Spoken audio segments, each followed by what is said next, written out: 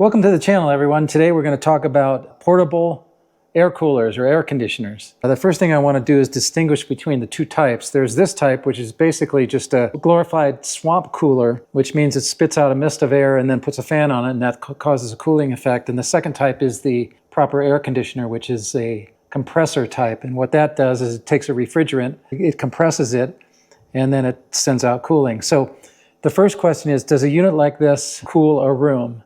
The answer is no, it does not. If you want to do that, you need to get a proper air conditioner. So I want to talk about the efficacy of this type of unit. This is one I chose on Amazon. I'm not being sponsored. They didn't send it to me. I bought this one with my own hard-earned money, and hopefully you can see the mist coming out right here. So what it does is there's a reservoir here, and you put water in the top, and they recommend that you put ice cubes in it as well if you can. Or you can alternatively, if you don't have ice cubes, you can try to put in cool water. If you have a refrigerator or something, you can just put in cool water. The cooler the water, the better it works. The other thing I would say is it's not something that you can just put in a room and cool down the room. I've been using a portable thermometer. I put it right in front of the thing and let it cool down. And I've discovered that it maybe drops the temperature by 2 to 4 degrees, and that's it. And it does offer a feeling of cooling because it's a fan and it's got the mist.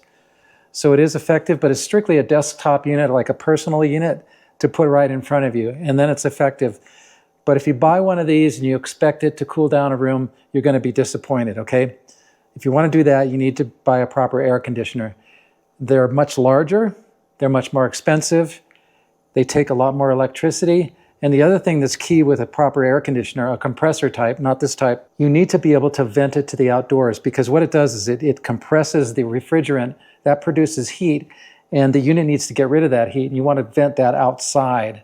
So it needs a tube that goes out a window or door or a separate vent, and then it'll work. This doesn't require that, so this is really simple. So for me here, I'm up in the High Sierra area, and it's very hot. It's 85, 90 degrees in the house, and this thing I can put in front of me, turn it on, and it does provide some cooling. So I want to show you the controls here. It does come with a remote, which has all the controls on it. There's an on, there's an off, there's the 3 fan speeds, which you can select.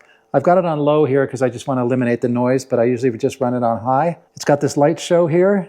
I just turned it off. It's a light that changes colors, and it's just kind of fun when it's dark. Turn that on.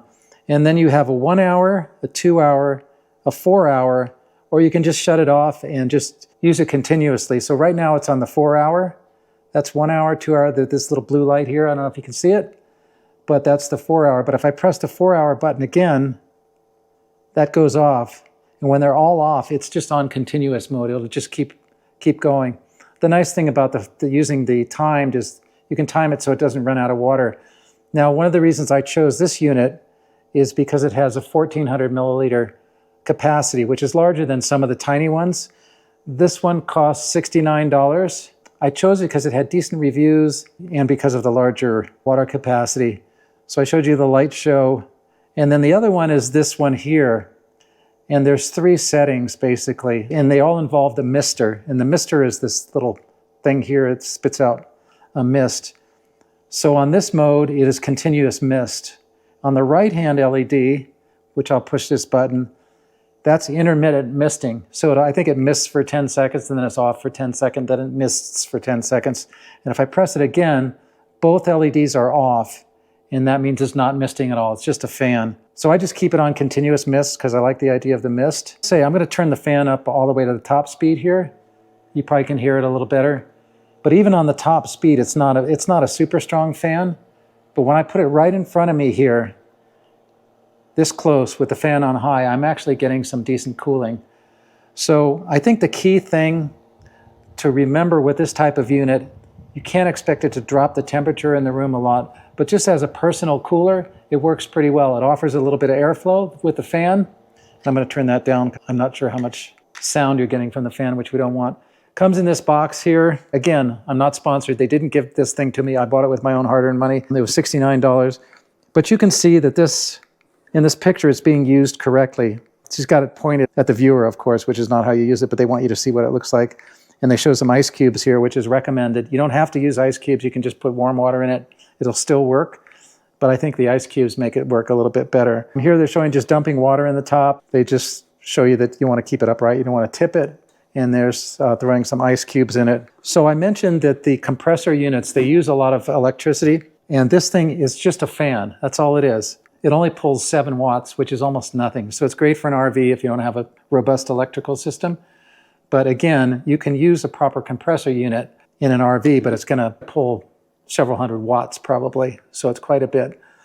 So there is a big difference between the compressor type and what they call swamp cooler type, which is just basically evaporating water and taking advantage of the cooling process that happens when you evaporate a liquid. So my overall assessment of this unit is that I'm happy with it, but I had really low expectations coming into it. I didn't expect it to do a whole lot, and it doesn't do a whole lot, but it does offer some cooling.